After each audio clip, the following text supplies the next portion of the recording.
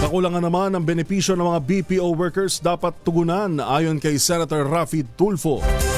Alamin natin ang detalye mula kay RH28, Lakay Raymond Dadpaas. Lakay Raymond. Magandang umaga, Pilipinas! Report!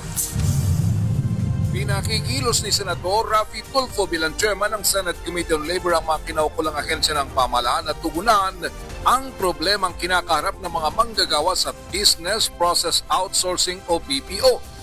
Sa hearing ng kanyang komite, nilahad ng mga BPO workers ang kakulangan ng kanilang mga benepisyo. Ito ay sa kabila ng kanilang napakalaking ambag sa ekonomiya ng bansa.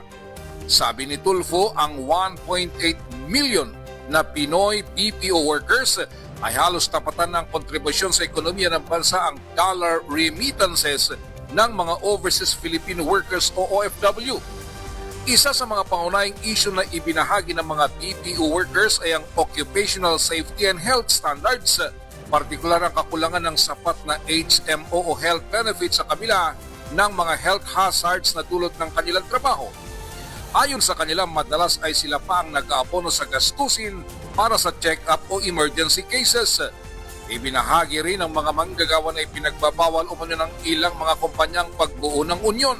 At kapag nag-inspeksyon ng Department of Labor and Employment ay ang mga human resource o HR lamang ng kumpanya ang kanilang kinakausap at hindi ang mga empleyado.